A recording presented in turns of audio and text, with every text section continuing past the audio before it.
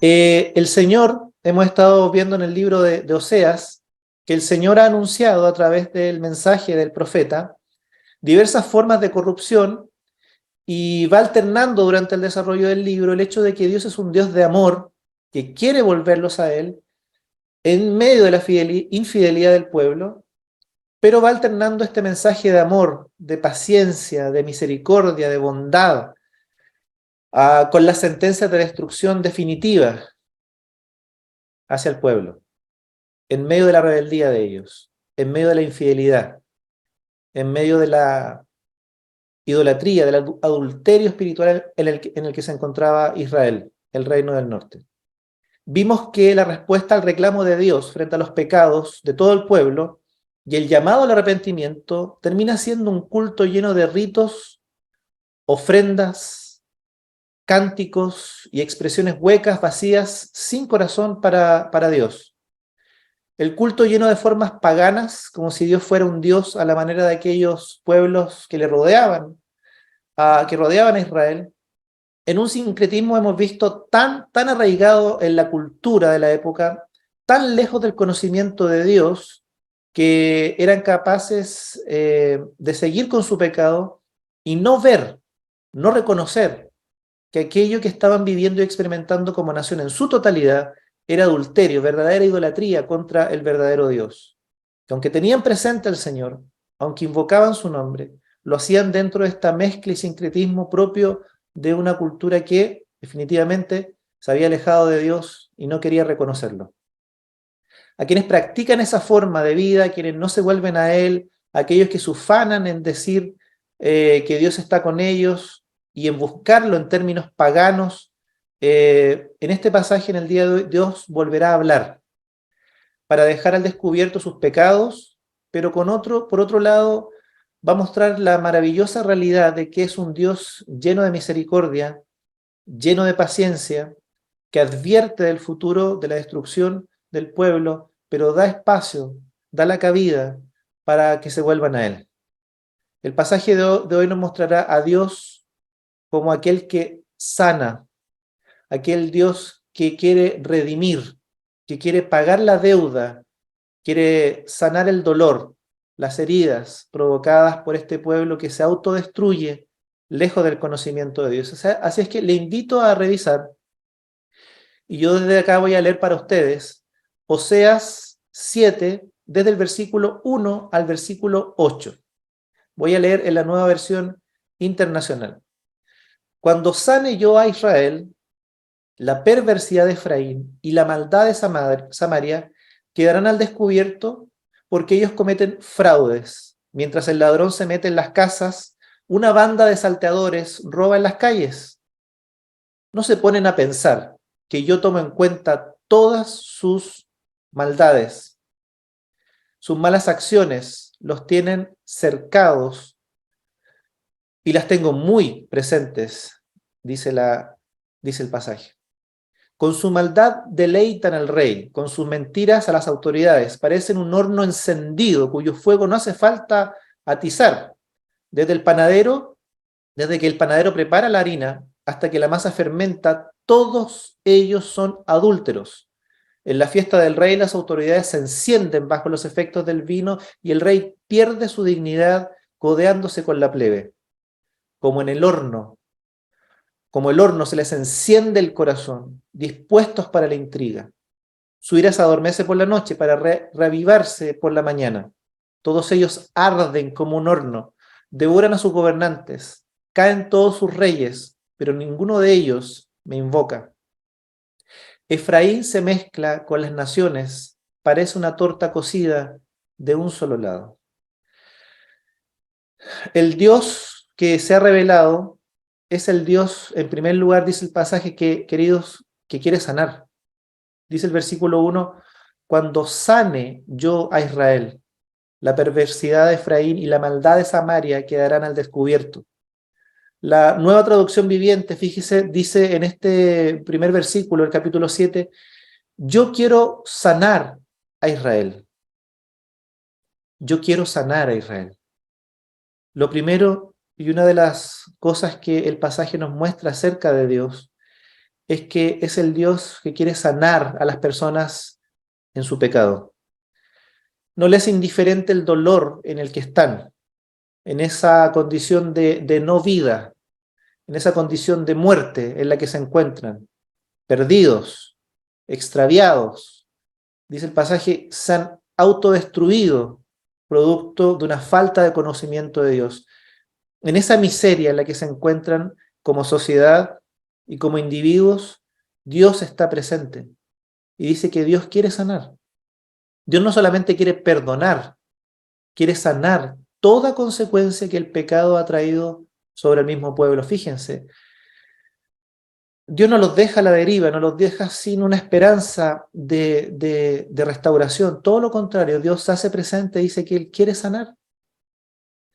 Él no solamente conoce el pecado del pueblo, no solamente advierte de un juicio futuro, si ellos no se arrepienten, Él está abriendo la posibilidad de que ellos se vuelvan a Él y sean sanados de todo aquello que el pecado los ha herido y destruido. El pecado, querido, sobre todo el pecado que ellos ocultaron, vamos a ver más adelante, carcome la vida de la sociedad, carcome la vida de las personas silenciosamente. Ese pecado oculto, ese pecado que ellos no han confesado delante de Dios, da pie para una mayor destrucción, para más pecado, para que las nuevas generaciones aprendan estas conductas, sigan lejos de Dios y la condición de las personas y la sociedad misma siga siendo una condición de destrucción, de miseria, de dolor. Él los quiere sanar. Es el Dios sanador en el pasaje. Lo siguiente es que la sanidad no viene sin que los pecados queden al descubierto. Dice el pasaje que cuando yo sane a Israel, quedarán sus pecados, su maldad al descubierto. No hay sanidad para ellos, para el pueblo, si los pecados no quedan ahí, al descubierto, no quedan visibles, no quedan presentes. Y esto, queridos, es que Dios confronta a su pueblo una y otra vez por medio de los profetas, los confronta con su condición, los confronta con su pecado, los confronta con su miseria, con su dolor, con su adulterio. Y esto lo hace el Señor a través de su palabra, por medio de los profetas. Eso el Señor lo sigue haciendo hoy por medio de su palabra y la voz de su Espíritu Santo, queridos y queridas. El pasaje que hemos leído habla de que ellos han ocultado su maldad. Dios quiere sanar. Dios es un Dios que sana. Pero para ello, primero los pecados deben quedar al descubierto delante de Él. Ellos deben reconocer su pecado, deben reconocer su condición de rebeldía, deben reconocer lo que están haciendo delante de Dios, sin culpa, con un corazón prácticamente petrificado, duro, insensible, para que Dios les sane. Sus pecados deben quedar al descubierto delante de Dios. No es que Él no lo sepa, Él los conoce, pero ellos deben arrepentirse y confesar la condición en la que están, lejos de Dios. Son varios los pecados que se desprenden de su adulterio espiritual, de su infidelidad a Dios, de este sincretismo en el que han visto y pensado en Dios y en su forma de relacionarse con Él como si Dios fuera uno de esos dioses paganos. Recordemos que han mezclado prácticas religiosas, ritos que pertenecen al culto de los dioses en el mundo agrario de los pueblos que le rodean. Ellos han ideado una forma de Dios, de entender a Dios lejos de lo que es el Dios revelado a través del Éxodo, a través de las palabras de Moisés, allá en el Antiguo Testamento. Ellos tienen un Dios a su medida, un Dios de acuerdo a sus ideas, un Dios de acuerdo a las ideas de los pueblos paganos. Y de este adulterio espiritual, de esta infidelidad a Dios, se van a desprender, como decía, varios pecados más que son mencionados a lo largo de esta sección. Fraudes, robos, mentiras, los llama adúlteros, dice que pierden su dignidad, habla de intriga, no hablan con la verdad, no invocan de corazón, Nuevamente denuncia una religión vacía. La corrupción sobrepasa las áreas, digamos, de los sacerdotes y del gobierno. La corrupción impregna cada rincón de la sociedad, la economía, la educación particular, el ámbito de lo religioso, de lo familiar. En cada rincón de la sociedad hay pecado, denuncia el profeta. El versículo 2 es interesante lo que continúa diciendo porque dice también que han ocultado ese pecado. Todos los pecados denunciados probablemente sean solamente un ejemplo. No es una lista exhaustiva ni final de los pecados. Recordemos que en un corazón sin el conocimiento de Dios, un corazón extraviado, los pecados a los que la naturaleza humana se expone y se desliza son variados. Así es que la lista no es exhaustiva, no es una lista final de todo lo que es la conducta de este pueblo. Y lo segundo, como decía, tiene que ver con que han ocultado ese pecado. El versículo 2, no se ponen a pensar que yo tomo en cuenta todas sus maldades, sus malas acciones los tienen cercados y las tengo muy presentes. Piensan que no saldrá a la luz sus acciones. Actúan como si Dios no las conociera. Actúan como si Dios no supiera. Pero dice el pasaje que Dios las tiene muy presentes. Él sabe la forma que tienen de conducirse, sabe lo que practican, incluso en lo secreto. Y mientras esconden su pecado, el pecado se hace más grande, se deslizan hacia más pecado, se deslizan hacia otras conductas alejadas de la voluntad de Dios. Llega el pecado a los niveles, como decíamos hace un ratito, tanto de gobierno, los reyes, los sacerdotes. El versículo 3 dice, con su maldad deleitan al rey, el pueblo, con sus mentiras a las autoridades. Es tal la maldad que todos participan de ella. Es validada en todo nivel.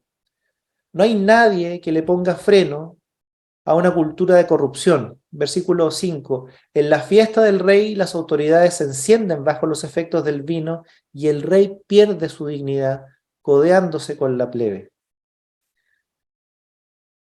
Una de las grandes diferencias entre Israel y Judá es que en el norte no gobernó una sola dinastía, un solo linaje, una sola familia real. De hecho, como comentamos hace algunas predicaciones atrás, hubo varios golpes de Estado, asesinaban al rey de turno, y en un periodo de 12 años hubo 4 reyes en Israel que fueron muertos, fueron asesinados. El dejar correr la maldad por parte de las autoridades finalmente les terminaba jugando en contra a ellos mismos, en medio de esa corrupción social que se vivía. El pasaje muestra que la corrupción, la mentira, el engaño y todas otras formas de maldad por parte de los gobernantes son validadas por el pueblo y viceversa. Todos actúan de la misma manera. En todos los niveles sociales actúa exactamente igual y se valida esta conducta lejos de Dios, este pecado, esta maldad que ellos practican. Y en nuestra sociedad puede que no tengamos que ir muy lejos, apuntando a los escándalos de corrupción en la política, muy conocidos en los últimos años, en los negocios de grandes empresas, o puede que no sea necesario apuntar a la corrupción de otras iglesias evangélicas, con escándalos que han salido a la luz pública por medio de televisión o los medios digitales.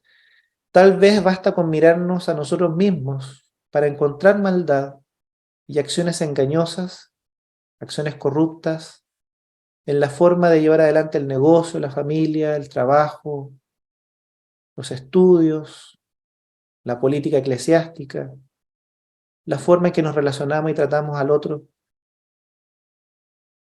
El Señor habla de que ellos actúan con un corazón tan insensible, la cultura está tan empapada de idolatría, tan empapada de una condición adúltera, de infidelidad a Dios, de una falta de conocimiento a Dios, que a nadie le da nada, a todos le da lo mismo, la forma en que viven y practican el pecado, hay una aceptación de estas prácticas corruptas, de la maldad, y termina siendo un círculo vicioso donde la gente practica esto, la sociedad lo acepta y finalmente la cultura termina volviendo insensible a las personas respecto del pecado. Y se aceptan conductas, y se aceptan prácticas, y se aceptan pecados que antes tal vez no eran aceptados, terminan por ser validados en todos los niveles, por los reyes, los gobernantes, dice el pasaje, por el pueblo. Se encuentran como en un horno encendido hacia el pecado, dice el pasaje. Fíjese en el versículo 4, parecen un horno encendido, cuyo fuego no hace falta atizar. Desde que el panadero prepara la harina hasta que la masa fermenta, todos ellos son adúlteros. En la fiesta del rey las autoridades se encienden, dice el pasaje, bajo los efectos del vino, y el rey pierde su dignidad codeándose con la plebe. Versículo 6. Como el horno, se les prende el corazón, dispuestos a la intriga. Pareciera ser que hay una condición permanente, su corazón ya está inflamado, en lugar de inflamado por amor a Dios, inflamado por la santidad de Dios, inflamado a vivir esta vida nueva que Dios les ha regalado, adorarle y glorificarle, su corazón está encendido al mal constantemente. Esta idea del horno, que no hace falta atizar, esta imagen del horno que está siempre preparado, siempre ardiendo, da la idea de que la condición de su corazón no es momentánea, no son situaciones particulares, ellos están entregados al pecado constantemente, el corazón está encendido hacia todo tipo de acciones pecaminosas, infieles al Señor. Hay otra imagen en el versículo 8 y dice que Efraín se mezcla con las naciones y es como una torta no volteada o es como una torta no cocida. Dice que Efraín parece una torta cocida por un solo lado. Aparenta estar lista, preparada, pero por debajo está cruda y finalmente inservible. Dice que son una torta que aparenta hacer algo bueno, pero finalmente son inútiles, no sirven, son una torta no volteada. Hay otra imagen en el versículo 11, fíjese, respecto de cómo el pecado afecta a la sociedad.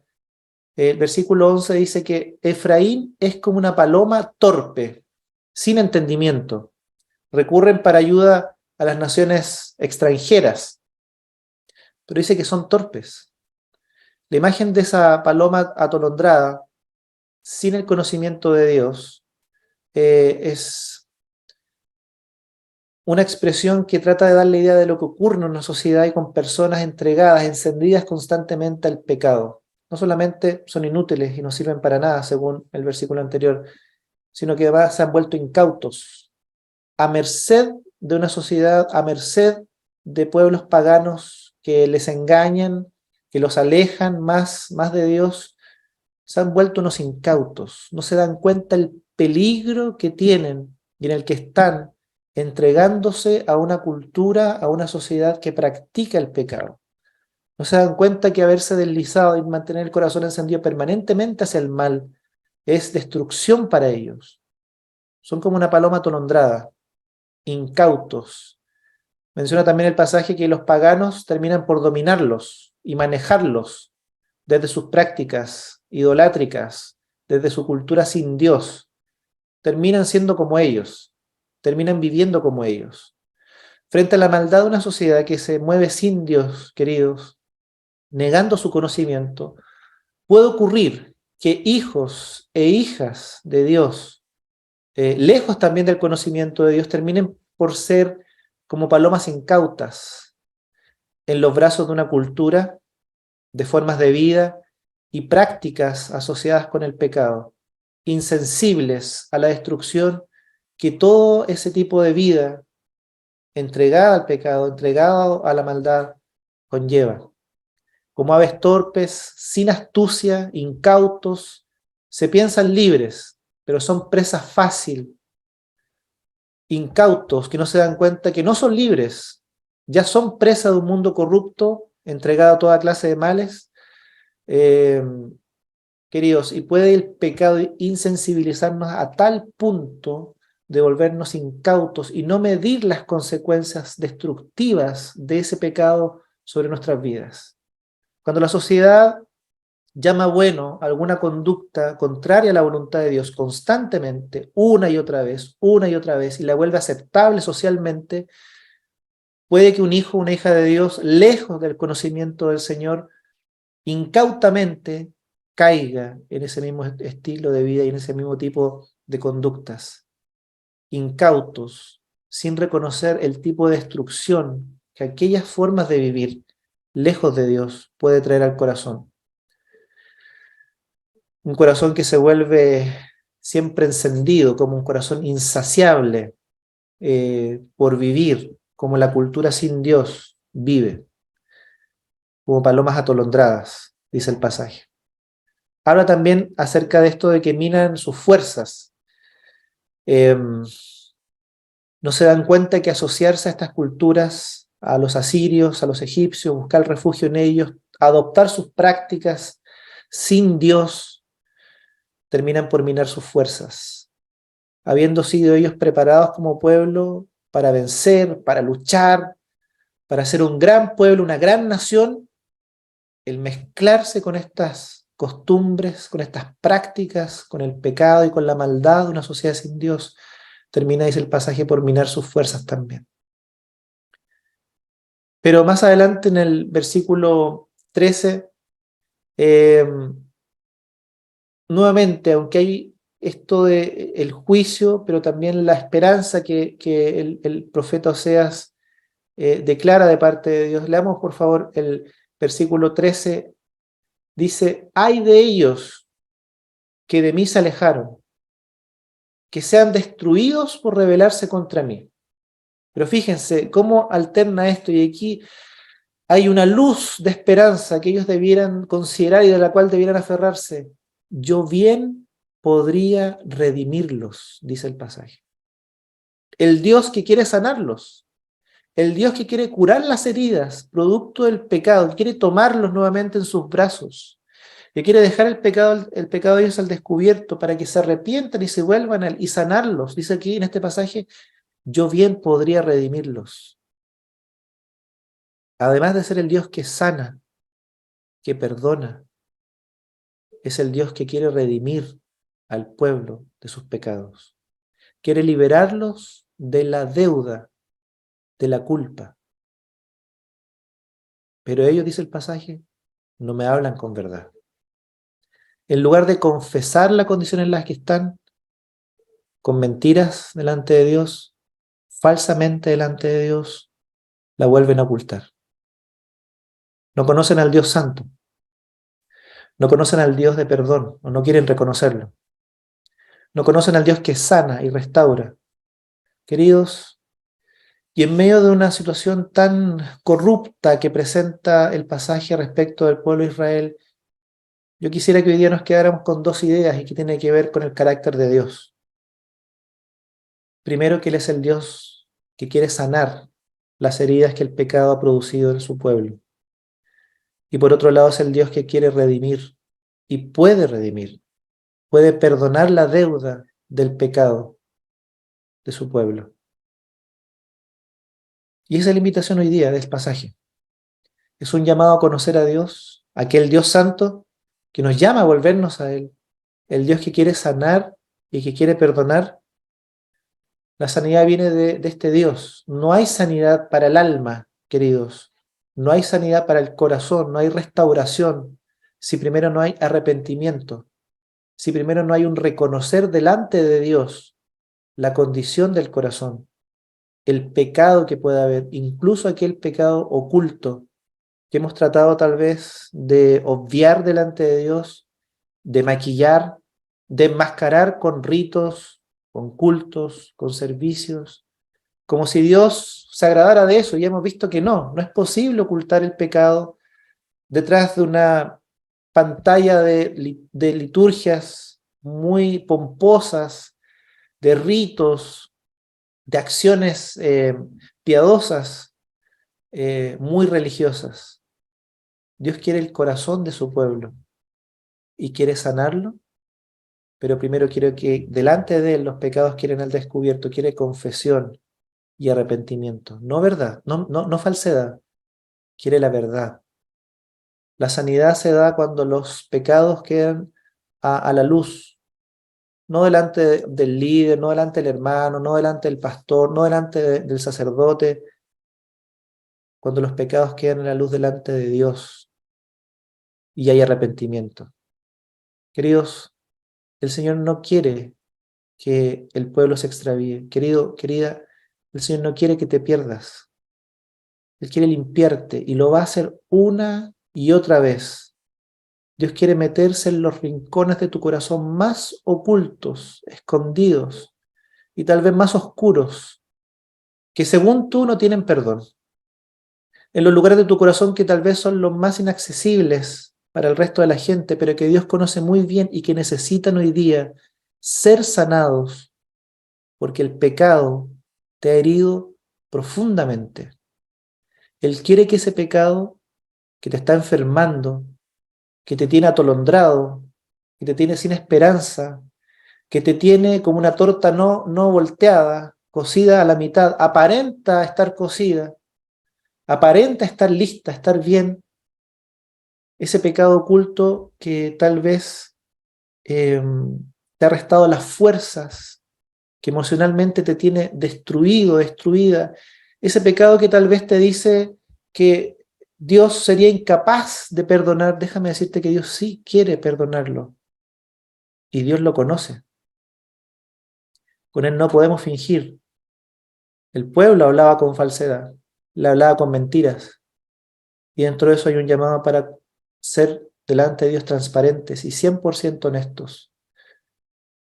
Ese pecado que te está enfermando, ese pecado que te está carcomiendo el corazón, Dios quiere que salga a la luz delante de Él, que lo reconozcas, que lo confieses, que experimentes el perdón de Dios, que redime, que paga el precio, que paga la deuda, paga la factura con la que el pecado te está cobrando y cada vez ese cobro se hace más y más pesado.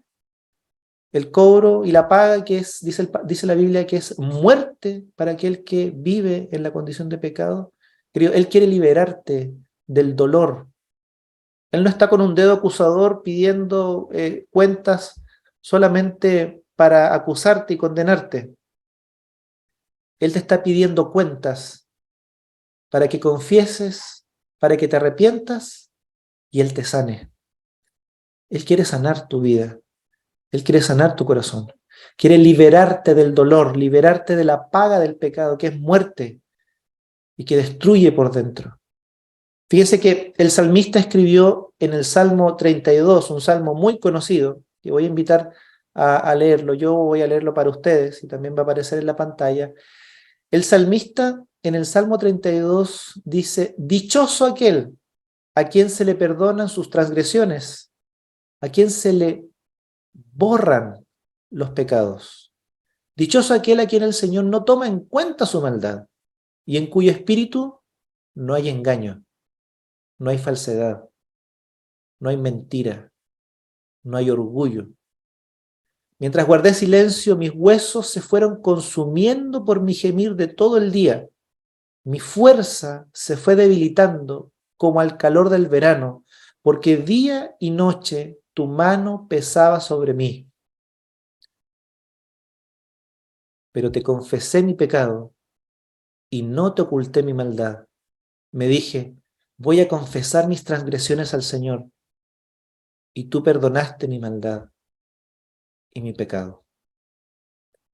El pecado, queridos, sobre todo ese pecado en el que persistimos y que ocultamos o creemos ocultar delante de Dios. Podemos ocultarlo de la gente, podemos nosotros obviarlo como si no pasara nada, pero sabemos que a Dios no podemos ocultarlo. El pecado puede producir un profundo dolor emocional por la falta de perdón que produce vergüenza, produce temor, que carcome por dentro. Y el dolor emocional puede ser más intenso muchas veces que el dolor físico. Se puede sufrir más por un dolor emocional en el corazón que por algún dolor físico. Y puede ser inhabilitante, quita las fuerzas, destruye por dentro, llena de culpa, llena de vergüenza, de temor. Y frente a mi incapacidad o resistencia a acudir a Dios para ser perdonado, entonces vivo con máscaras, máscaras de religiosidad, culto vacío, canciones que no dicen nada, como vimos la semana pasada. Si el corazón duro imposibilita dar el paso al arrepentimiento, muchas veces la culpa constante puede también paralizarte para volver a Dios. Déjame decirte que no hay pecado que Dios no pueda perdonar y no quiera sanar de tu corazón. No lo hay. Hoy el Señor nos dice que Él es el Dios que quiere tratar con tu pecado, incluso con el pecado más oscuro, incluso con esos que están escondidos. Ese que no serías capaz de confesar a nadie, Dios lo sabe ya. Dios ya lo conoce. Y no solo quiere perdonar tu pecado, quiere sanarte de las heridas que ese pecado ha producido en tu mente, en tu corazón, en tu vida personal, en tu vida familiar, en tu relación con los hijos, con la esposa. Porque arrepentirse de los pecados no tiene que ver con un sentimiento eh, de culpabilidad que nos lleva a un camino de cambio. Cuando los pecados delante de Dios quedan al descubierto y hay un arrepentimiento genuino, es el lugar para la sanidad de Dios y un cambio en la vida de la persona. Dios quiere decirte que a pesar de todo, querido y querida, escúchame, a pesar de todo, nunca ha dejado de amarte, nunca ha dejado de buscarte, como en el libro de Oseas, como en la historia de Oseas y la prostituta. Dios nunca se cansará de llegar a ti, de extender sus brazos hacia ti. Y hoy nuevamente a través del pasaje te dice que te perdonará y te sanará. Te devolverá esa plenitud de vida que perdiste mientras no confesabas. Te hará saber nuevamente que eres su hijo, su hija o su hijito, su hijita, amado, amada, y que sí, vales mucho para Él, al punto que Dios entregó a su Hijo Jesús para limpiar tus pecados, para sanar tus heridas, para curar el dolor, para restaurar tu vida personal y en todas las dimensiones que el pecado haya destruido tu vida y haya herido lo que eres como persona. Querido, hoy es el tiempo, hoy es la oportunidad. Llorarás posiblemente de dolor al quedar tu pecado al descubierto delante del Señor, ese pecado que trae vergüenza y temor, probablemente. Pero luego llorarás de alegría al saberte perdonado, perdonada, al saberte amado, amada, aceptado, aceptada por Dios. Este Dios que se revela al pueblo a través de Oseas es el Dios que conocemos nosotros. Es el Dios que perdona, es el Dios que sana, es el Dios que redime, que ha pagado toda la culpa por tu pecado en la cruz. Es el Dios cuyas heridas en la cruz son la sanidad para tu corazón. Como con el pueblo de Israel, probablemente el pecado te ha herido, pero querido, querida, ya no más, porque hoy el pasaje nos muestra un Dios que no solamente está buscando al pueblo para mostrarle su pecado, sino para, mientras ellos se arrepientan y confiesan, perdonarlos, sanarlos y redimirlos, pagar toda la deuda, borrar toda la culpa, no importando el nombre del pecado. Dios tiene poder y Dios es lleno de gracia y misericordia para hacerlo. No es necesario cultos, ritos, la máscara de un buen cristiano o cristiana, la máscara de un buen esposo, esposa.